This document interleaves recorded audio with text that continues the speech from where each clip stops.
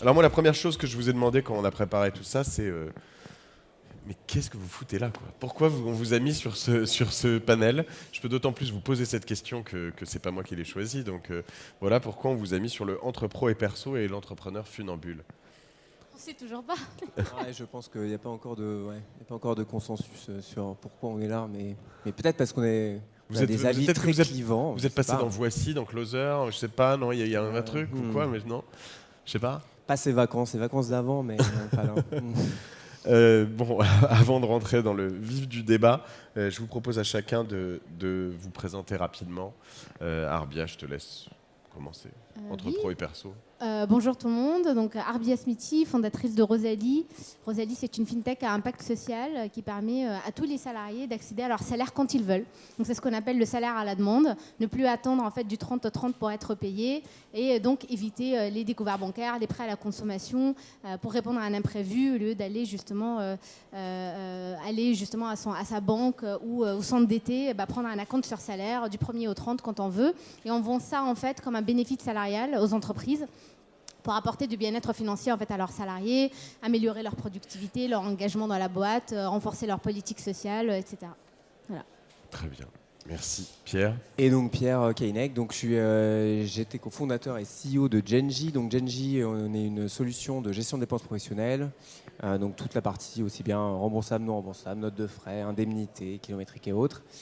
Donc on équipe aujourd'hui, on est un des leaders du marché français et présent dans 5 pays. On a à peu près un demi-million de Français qui font leurs dépenses tous les mois dans Genji. Donc voilà. Et on a été racheté cet été par le groupe Silay, donc qui est le leader de la paye française. Voilà. Félicitations. Alors, entre pro et perso, l'entrepreneur funambule. Depuis ce matin, j'ai eu un certain nombre d'entrepreneurs qui étaient là. Je pense notamment à Pierre-Antoine Dussoulier ou d'autres, mais on sentait un vrai engagement, Louis Chatriot aussi, assez fort dans leur entreprise. Et c'est vrai que on voit que dans l'univers des startups, on a parlé aussi des collaborateurs beaucoup, mais quand on grossit très vite et très fort, c'est fatigant pour tout le monde, c'est aussi fatigant pour soi. Comment est-ce que vous gérez, vous, pour comprendre un peu votre vie pro dans le perso? Est-ce que vous faites un 9h-19h et puis je coupe et je fais rien? Est-ce que ce qui est très sain et très respectable? Moi, j'ai vu j'ai enregistré des podcasts avec des personnes qui me disaient qu'ils arrivaient à faire ça, qui méditaient entre midi et demi et 13h et puis qui ne regardaient pas un seul email le week-end. Est-ce que vous arrivez à faire ça, vous? Non, alors moi j'ai jamais réussi. Moi ce que je constate, alors à titre perso, c'est qu'effectivement il y a deux choses en fait. Je pense qu'il y a le rythme de travail et il y a, je vais prendre un terme qui est à la mode, mais et la charge mentale en fait. Pour moi, c'est deux choses qui sont très différentes. On peut tout à fait travailler moins, mais avoir une charge très forte, c'est ne pas arrêter d'y penser, avoir un impact perso fort. Donc pour moi, les deux sont quand même assez finalement décorrélés. Et c'est par exemple le cas sur plein de gens qui sont par exemple salariés aussi dans leur boîte, qui sont très engagés, mais qui ont beaucoup d'affect en fait vis-à-vis de leur boulot et donc qui y pensent sans cesse. Et donc je pense que pour moi, il y a le côté effectivement entrepreneur ou autre, mais il s'applique aussi à n'importe. Mais elle a une N'importe quel utilité, type cette charge mentale. Je veux dire, est-ce que là, c'est pas juste une pression que tu te mets et un truc qui est là, ou est-ce que, je sais pas, je réfléchis en me parlant, mais quand tu te réveilles la nuit à 1h du matin et que tu penses au travail, est-ce que tu es productif ou est-ce que c'est un truc qui sert à rien? Alors déjà moi heureusement j'ai un sommeil de plomb à la différence de ma femme, donc là j'ai jamais eu de problème comme ça. Non, je pense qu'en fait elle est pas forcément très productive en fait à la réflexion. Je la trouve pas forcément très productive la charge. Je pense que généralement on réfléchit quand même assez mal quand on est dans ce type de pression forte. Et c'est pour ça que par exemple je fais cette petite aparté, mais j'ai toujours trouvé que, et peut-être c'est le cas de toi d'Arbia, mais d'être solo founder, non, ouais, je pense que c'est vraiment, tu vois, un autre step encore aussi de capacité à gérer sa vie différemment. Moi, j'ai toujours eu besoin vraiment d'avoir un co-founder et c'est quelque chose qui m'a vachement aidé à plein de moments. Et donc, Donc ouais, donc je pense qu'elle n'est pas forcément très positive. Et franchement, moi je dirais que ce qui m'a souvent aidé, c'est d'essayer quand même d'arriver à se raisonner mentalement, parce que on a toujours tendance à être un peu le bon élève. C'est-à-dire qu'on veut toujours tout bien faire. Et c'est vrai que le problème, c'est que c'est pas possible en fait. Il y a un moment, il y a une vraie chose. Et vous savez, quand vous allez dire aux gens quelle est ta priorité dans la vie, est-ce que c'est la santé, ils vont dire oui. Est-ce que la famille, oui. Le travail, oui. En fait, il n'y a plus de priorité en fait.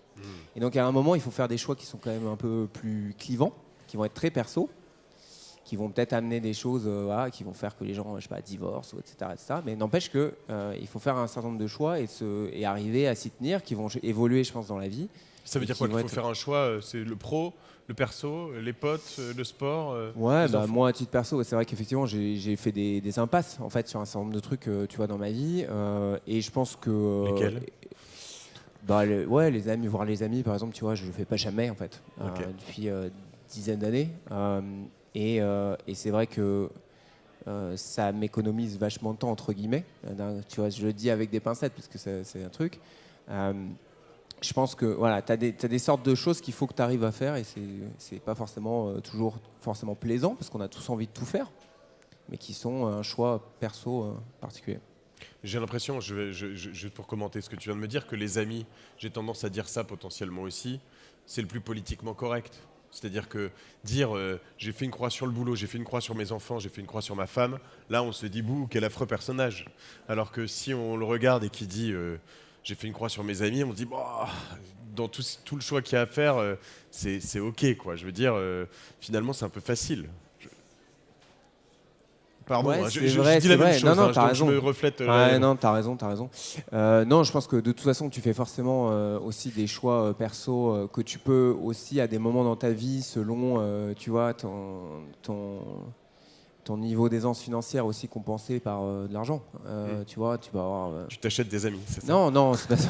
Ou tu achètes tes amis. Tu peux avoir, tu vois, une nounou avec des horaires plus larges, etc. Enfin, en fait, Ouais. tu compenses des choses que tu peux pas plus forcément faire et tout. Et donc ça, là, tu entres un peu dans le style, tu vois, jugeant affreux personnage. En fait, on le sait tous. C'est jamais très agréable de dire que tu vois un peu moins tes enfants, etc. Mais non, t'as raison. Je pense qu'il y a une manière politiquement correcte, parce qu'en fait, en vrai, personne n'a jamais vraiment très envie de s'exprimer sur ses choix perso réels. Tu vois, c'est d'être un peu absent, d'avoir des choses, de zoner quand t'es chez toi aussi, parce que mentalement, t'as d'autres trucs auxquels tu penses et que t'es pas hyper réceptif à ce que va te dire, tu vois, ta conjointe ou ton conjoint, tes enfants, etc. Donc voilà. Donc t'as raison. Il y a un côté beaucoup moins sexy à ça. On va faire participer Arbia quand même, parce que sinon elle va vraiment se demander. Il dit plein de choses qui résonnent en moi. Je rebondis sur le mot bon élève parce que ça me parle énormément. Moi, je suis passée par 2 phases. Phase 1, en fait, au tout début, ma première expérience entrepreneuriale, tu as envie vraiment de faire les choses bien. Tu lis des bouquins, tu entends en fait, tes autres entrepreneurs qui te parlent d'organisation militaire, comment vraiment trouver cet équilibre entre les deux, comment vraiment avoir le tout. Parce que c'est ce qu'on veut, nous, en tant qu'entrepreneurs, savoir tout. On peut pas, en fait, on veut pas avoir le choix entre un ou deux. On veut avoir les deux et de la bonne manière et les deux à fond. Tu vois, on veut vivre les deux choses en fait à fond. Et franchement, à un moment donné, je me rendais compte que ça marchait pas, juste avec ma personnalité, avec ma manière de fonctionner.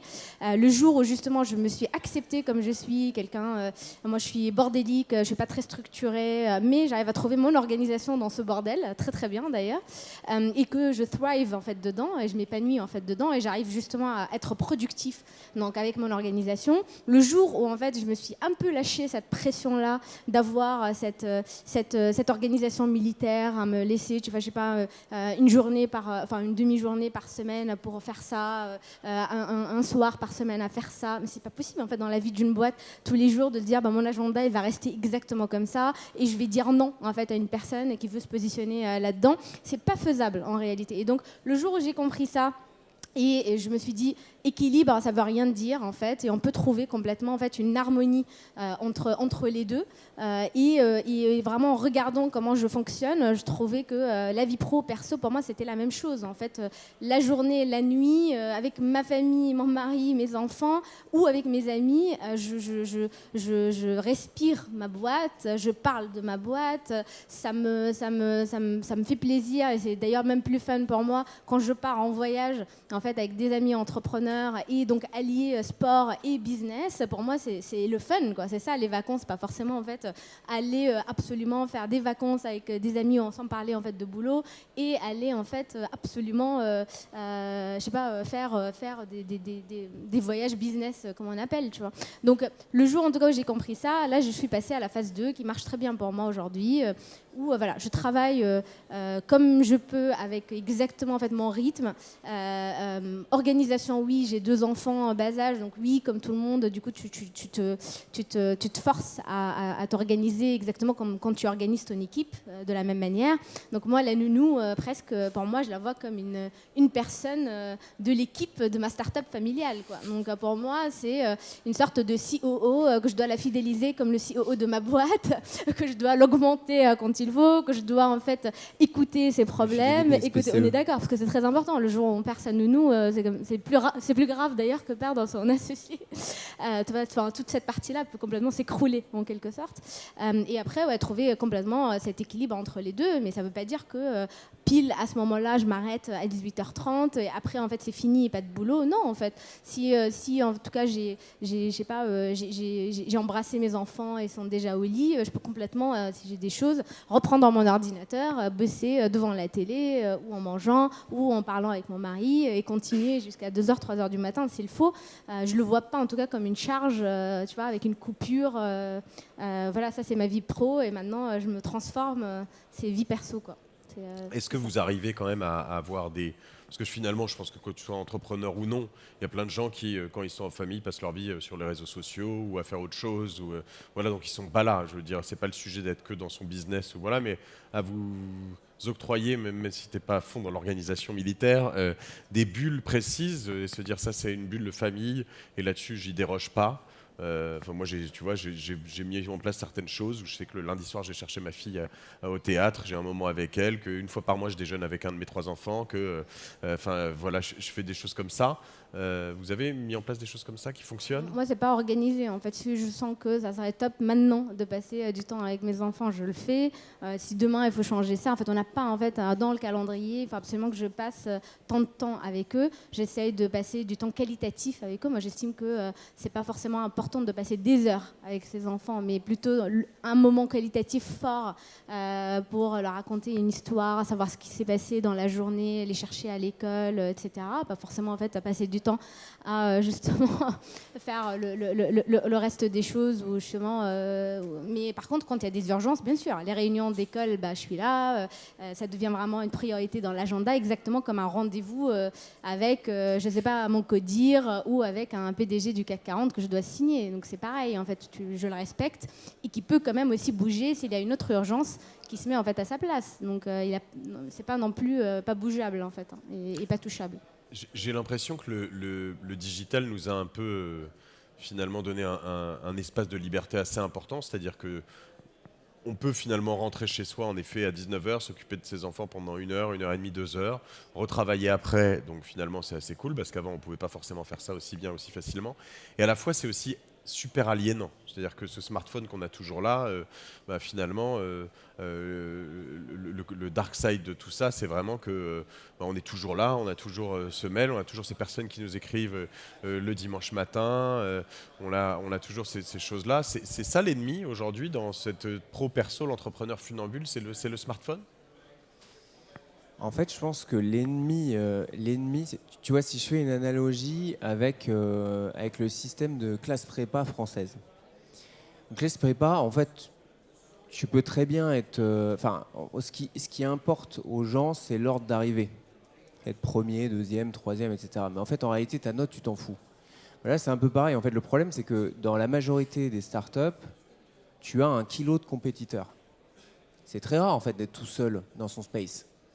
Et d'essayer, tu vois, et d'ailleurs ça peut être... Un kilo de compétiteurs. Ouais, un maximum de gens qui font exactement plus ou moins la même chose que toi et qui vont exécuter, etc. Donc en fait, pour moi, l'ennemi numéro 1, c'est qu'en fait, tu te fixes généralement, tu t'auto-fixes un niveau d'attente sur ton niveau de performance et d'avancée qui est extrêmement élevé et qui est généralement incompatible avec beaucoup de trucs, avec le fait de passer des vacances sympas, avec le fait de faire des trucs, parce que tu n'arrêtes pas de penser à ça. Et c'est vrai que pour moi, le seul échappatoire, tu vois, au bout d'un moment, c'est que tu deviens suffisamment gros pour avoir vraiment des gens dans ton comité exécutif, etc., qui vont vraiment être de qualité et qui vont réussir à porter les sujets par eux-mêmes sans que tu aies vraiment ce truc. Mais pour moi, c'est pas forcément donc, le smartphone, tu vois, vraiment le problème, c'est pas forcément le média en lui-même. C'est le fait de se dire, en gros, mentalement, si je bosse pas aujourd'hui, est-ce que ça a un impact sur notre performance globale ou pas, etc. C'est-à-dire ce moment qui est complètement un arbitrage perso, où tu pourrais tout à fait te dire dans ta tête, bah non, en fait, voilà, c'est bon. Tu vois, moi, par exemple, j'ai fait des boîtes avant qui n'étaient pas du tout dans le milieu venture, enfin, qui n'étaient pas du tout venture capitalisées. On était très rentable. J'avais pas du tout le même niveau d'emmerde. C'est-à-dire que c'est vrai que si par défaut tu fais rien la journée, je veux dire, c'est bon, hein, tu as gagné plus d'argent. Donc en fait, en vrai, c'est pas du tout le même truc que devoir, tu vois, assurer tes levées, avoir une courbe de cash en dents de scie, etc. Donc le classique en fait de n'importe quelle boîte qui lève. Et donc je pense qu'en fait, Parce que déjà, tu n'as pas la partie finance à gérer. ouais, en fait. c'est ça, le stress de se dire, tu vois, c'est quoi le bon timing pour faire le truc. Dans cette période-là, le fait d'arriver, personne ne peut prévoir qu'il va y avoir une guerre, tu vois, qu'il va y avoir le Covid, qu'il va y avoir les trucs, etc. Donc en fait, maintenant, ça devient encore plus compliqué, c'est que tu dois arriver à timer des événements. Et en fait, tu es vite quand même entraîné dans le fait de te dire, ben, tout ça est corrélé au fait que je bosse tout le temps. Tu vois, en gros, j'améliore largement, vraiment significativement mes chances en bossant tout le temps.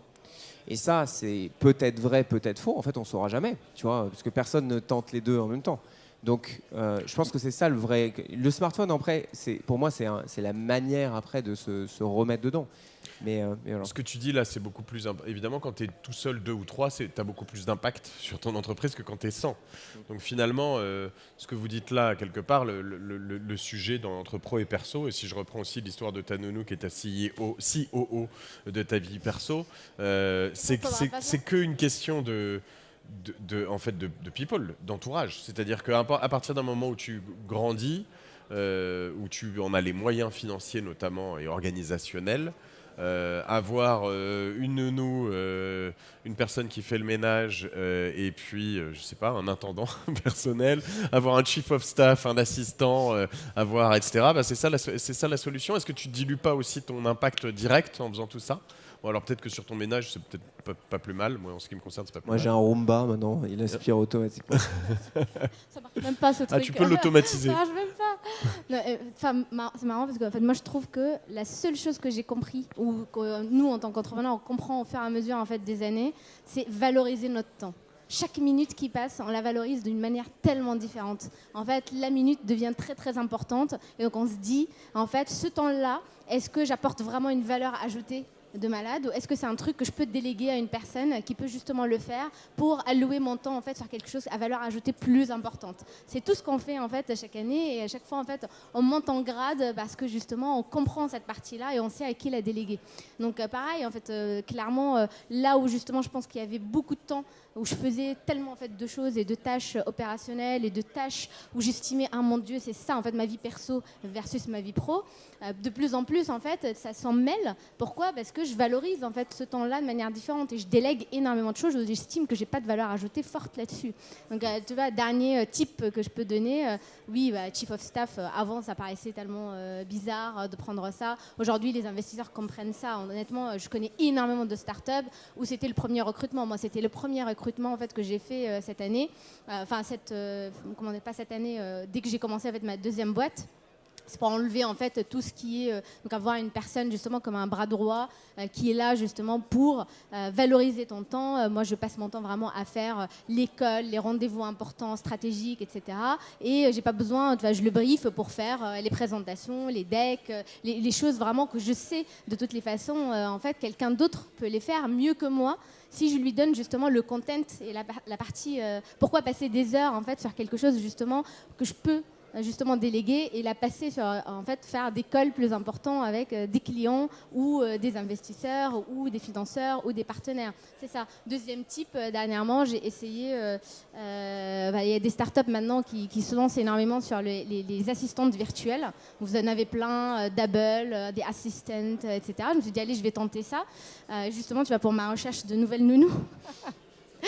Et je me suis dit, ça c'est le genre de truc, par exemple, où je passerais des heures, des jours, en fait, à poster des annonces, à filtrer, à appeler en fait chacune pour savoir si elle est disponible ou pas. Alors que c'est quelque chose que tu peux déléguer et processer. Je crois que je vous l'ai de dit, la même manière. Stéphane, avec qui on a organisé cette préparation. Vous voyez, j'ai des belles fiches pour chaque intervention, avec les photos de mes intervenants, avec leur parcours, avec pas mal de choses. Comme ça, je sais qui est qui. Bah, Stéphane est mon double, en l'occurrence. Donc, il vient de chez Double, qui est une société américaine faite par Moi, je connais pas. En Alice. fait, mon assistante, je l'ai appelée Lou parce que tu lui donnes le nom que tu veux et tu payes 1,20 € l'action. Mais Non, moi, c'est pas comme ça. Stéphane, c'est un assistant physique. Il existe vraiment. C'est le seul avec qui je bosse. Tu donnes un brief Je l'ai vu. par mail. Oh, tu l'as vu, il est super. Tu donnes un brief par mail et en fait, les gars, il y a un chargé d'affaires derrière qui lui dispatche à plein d'assistantes un peu partout. Et voilà, à la fin, tu as ton Excel avec les candidats, les machins. Ça, je me suis dit, tu vois, ok, j'ai payé, je ne sais pas combien, peut-être 300, 400 € pour 2 mois de travail. Ça dépend en fait des actions, mais il faut bien briefer pour trouver quand même une nounou. Là où j'aurais passé peut-être 2 semaines de mon temps, tu vois, à 100% à faire ça, au lieu de les passer sur quelque chose de plus important en fait, que personne d'autre ne peut pas en fait me remplacer là-dessus sur ma boîte. Donc l'idée, c'est de bien s'entourer, de bien s'outiller pour être capable de déléguer les choses qu'on peut ne pas faire. La dernière question que j'aurais, c'est voilà, jusqu'où quoi. Ce qui est difficile, c'est ça, c'est que en fait, on ne peut pas déléguer à une personne le fait d'aimer nos enfants, le fait de manager ou d'être un leader pour les collaborateurs. Comment est-ce que vous avez, vous chacun, délimité votre périmètre de ce que vous voulez garder et exclure ? Moi, je pense que c'est le rôle même d'un entrepreneur de savoir prioriser les tâches de la journée. Tous les jours, c'est notre travail. C'est décider, trancher, dire ça c'est une priorité, c'est pas une priorité. Donc on arrive facilement à savoir qu'est-ce qui doit être fait par Arbia, qu'est-ce qui peut être délégué pour quelqu'un d'autre parce que quelqu'un d'autre peut le faire mieux que moi et qu'il n'est pas nécessaire en fait que je me donne là-dessus, je le mets ailleurs. Donc c'est vraiment moi je trouve que c'est inné quand même dans le travail de tous les jours d'un entrepreneur. Donc on arrive facilement à le faire. Je trouve que c'est pas difficile. Alors, ouais, moi je pense qu'en fait, c'est. Ouais, ben, tu vois, c'est marrant parce que Giannis, c'était ma troisième société. Et en fait, je pense que quand même, je suis devenu graduellement meilleur à savoir où était la limite en fait, de ça. Moi, j'étais ingé à la base. Et en fait, tu vois, par exemple, toute la partie contact humain et tout, ça me cassait vraiment les pieds. Et c'était pas du tout un truc que j'avais envie de faire, tout ça. De façon générale, ni dans le perso, ni dans le pro, en fait. Et je pense qu'au bout d'un moment, effectivement, tu réalises que c'est quand même le principe de base. En fait, c'est ton job number one. Et c'est vrai le perso, que le contact humain, les ça peut deux, être en important. fait. Ouais, en perso aussi. Petit conseil, en fait. mais ouais, t'as raison. Ça peut. Mais je sais pas, j'étais pas forcément très là-dedans. Et en fait, je pense qu'en fait, tu deviens graduellement quand même meilleur à ce genre de choses. C'est vrai qu'évidemment, quand même, beaucoup de choses changent quand tu es en couple, quand tu as des enfants. Je pense que c'est des choses auxquelles rien ne peut te préparer. Donc, tu découvres au final, à un moment ou à un autre, ce que tu veux faire. Tu vois, moi, il y a des phases de vie aussi qui sont différentes. Je pense que tu vois, par exemple, si je prends un exemple très con, tu vois, par exemple, savoir quand est-ce que tu dois faire les rappels de vaccination de tes enfants, tu vois. Ça, c'est typiquement un truc qui est de la mémoire longue durée, tu vois. Tu dois savoir que c'est à 6 ans, etc., etc. En fait, en vrai, d'habitude, si on est honnête, tu as tendance à oublier, etc. Mais, tu vois, avant, je pensais que c'était vraiment bidon, tu vois, que c'était pas forcément hyper important, que j'allais le noter, etc. Et en fait, en réalité, maintenant, je me rapproche plus du fait que c'est quand même un des trucs les plus importants. Et ça paraît un peu, tu vois, cheesy de dire ça, mais en fait, à partir du moment où tu n'es pas convaincu de la totale utilité de faire ça, tu le feras jamais bien. Et c'est pour ça d'ailleurs qu'on est bon pour nos boîtes, etc. C'est qu'au bout d'un moment, tu t'es tellement mis dedans que tu te poses plus la question. Mais en fait, il faut arriver à le faire aussi familialement et ça paraît très con, mais en fait, tu passes vite à côté de choses quand même et je pense que c'est difficile à recorriger plus tard. Voilà. Te rendre compte que c'est important d'accompagner ta fille au foot, quoi, par exemple. Exactement, en fait. Exactement. Faire des trucs. Surtout que les enfants, en fait, perçoivent vachement, je trouve, les écarts de discours. Peut-être beaucoup plus que des collabs, tu vois, entre je vais le faire et j'ai fait. je pense que c'est un bon reality check. Très bien. Merci à tous les deux de vous être livrés comme ça.